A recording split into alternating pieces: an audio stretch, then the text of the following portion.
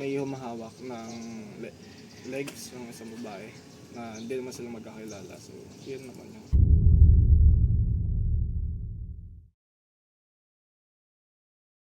Halos 3 dekada na noong ang Anti-Sexual Harassment Act of 1995, Republic Act number 7877 ay naging opisyal na batas na.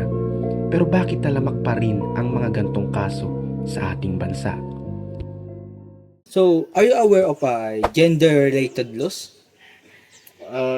Oo, alam ko naman yung mga iba doon. Anong mga laws yun alam mo? Well, alam ko yung Anti-Sexual Act. Alam mo naman yung tungkol sa Safe Spaces Act. Alam ko naman yung mga Magna Carta. Since like natakal sa amin yan during first year.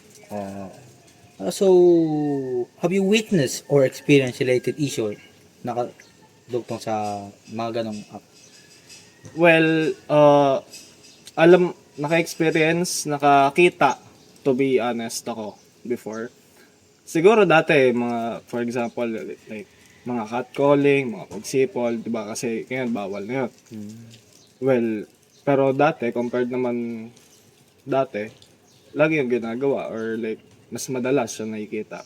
Tapos another na-experience tsaka nakita ko personally is like parang sa e-bike ay sa Egypt habang sumasakay may nakita ko parang may humahawak ng legs ng isang babae na hindi naman sila magkakilala. So, yun naman yung So, last question. Do you think the school or community is a safe and informed about those laws? yes, alam ko naman informed yung QCU. Kasi one of the most important na nakita ko dito is yung subject nga na gender and society. Diyan na rin ako na-enlighten sa mga ganyang laws and sa mga rights ng mga kababaihan. Just like for us men, sila rin may karapatan, may rights rin naman sila. Na by tackling this subject, doon mo malalaman, ma-deep dive kung ano ba yung tungkol sa mga karapatan nila. Okay, so, as last question, about sa gender sensitivity ng schools or lahat ng tao, sa tingin mo meron ba sila? Yes. Tingin ko naman may gender sensitivity. Dapat gender sensitive ang mga tao dito sa hindi lang sa QCO, kundi sa buong mundo. Yun lang, yun. Thank you. Bakit madalas pa rin sa public nangyayari ito? Una, anonymity. Sa public, ang harasser ay hindi kilala ng biktima. Mas madali siyang makaiwas sa kahihinatnan. Walang accountability kasi pwede siyang mawala sa crowd. Ikalawa, power in numbers, bystander effect. Paradox ito. Kahit maraming tao, mas mababa ang chance na may tumulong. Ang bawat isa ay nag-a-assume na may iba namang ayos niyan, kaya walang gumagawa. Ikatlo, no gatekeeping. Sa private spaces tulad ng opisina o bahay, may rules, cameras o kilalang tao sa public, jeep, mall, kalye. Walang nagmumonitor at walang formal na consequences. Ikaapat, normalisasyon ng bastos culture. Sa Pilipinas lalo na, ang catcalling at ang pag-aasar sa public ay matagal nang normalize. Tinatanggap ng lipunan bilang ganyan talaga. Kaya mas maraming nangangahas na gawin ito sa harap ng lahat. Huli ay ang easy escape. Pagkatapos ng act, madali lang lumayo, sakay ng jeep, pumasok sa mall o maglaho sa crowd. Walang trace, walang witness na handang magsalita.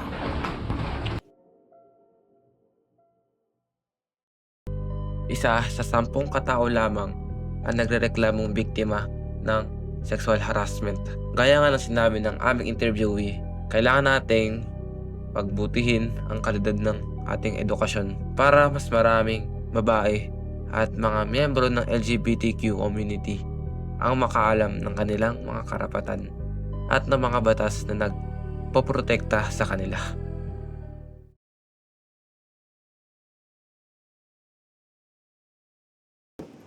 Saksi lang yung naranasan. Hindi naman siya yung parang obvious na ano. Like, kunwari, may nakulong na gano'n. Parang napansin ko lang dun sa dati kong school na Isang klase namin kasi, may instructor kami na yung pagtawag niya sa isa naming kaklase is medyo kakaiba. Like, medyo sexist yung pagtawag niya. Kaya, parang pasok siya doon sa bawal bastos. Kasi medyo, ano eh, alam mo yun, pag narinig mo yung sinabi niya, di ko na siya sasabihin ano pangalan o anong sinabi niya sa kanya. Basta, sexist yung tanong, ay yung pagkasabi niya sa akin. Dun sa pinapasukan ko dating school is, masasabi mong wala. O hindi masyado na-implement. Kasi, nakikita mo yun eh, malalaman mo sa ibang kaklase ko o kaya sa ibang paano ba to? Mga tawag dito, mga estudyante ayun. Mapapansin mo naman kapag tinanong mo pag ganito ka, nakikita mo parang insecure sila, bawal yung ganito, lalo na sa buhok. Pero policy naman yun eh. So, I think pwede naman. Pero ngayon sa pinapasukan kong school, which is good, kasi na-implement at napapakita naman katulad ng Bawal Bastos Act. Nakikita ito sa mga paligid ng school, katulad ng mga poster, mga ganun. At nagsusulong rin yung mga estudyante na o kaya sinishare nila yung mga thoughts patungkol dito. Hmm,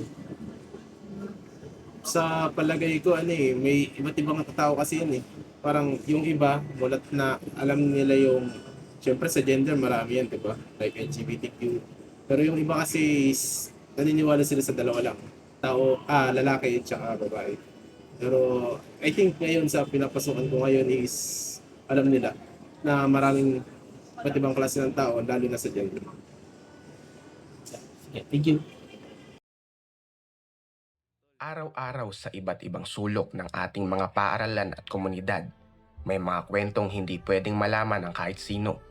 May mga karanasang itinago sa takot, sa hiya, o sa kawalan ng pag-asa na may makinig.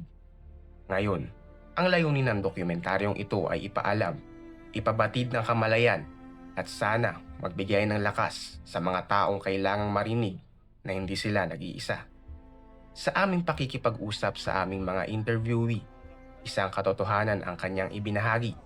Sa ating mga paaralan at komunidad, may mga taong regular na lumalabag sa mga batas na sinabing magpoprotekta sa atin nang walang takot, nang walang kahihiyan, at higit sa lahat, nang walang kahihinatnan.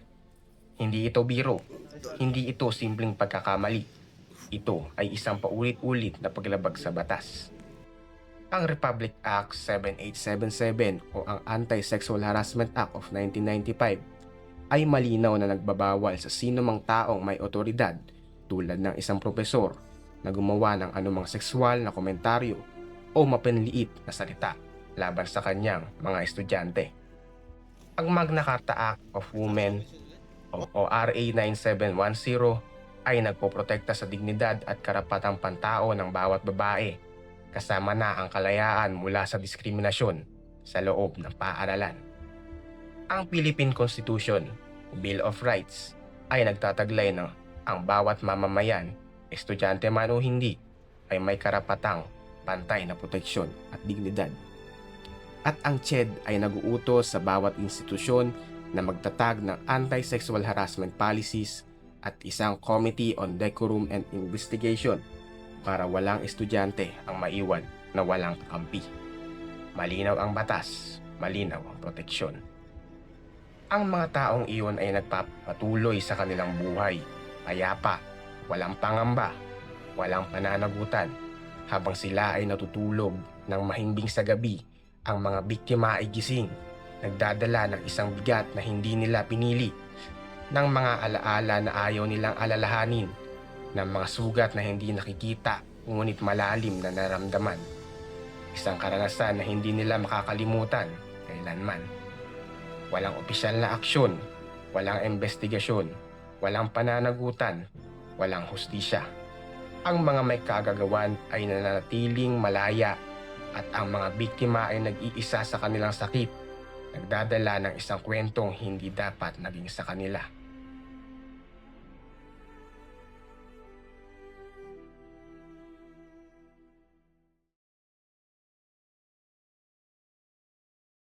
Ang mga batas ay nakasulat na, ang mga kwento ay naririto na. Kung ano ang mangyayari sa susunod, nakasalalay na sa ating lahat. Sa mga estudyante, sa mga guro, sa mga paaralan, sa ating lipunan, ang tanging katanungan na natitira ay, ano ang iyong aksyon?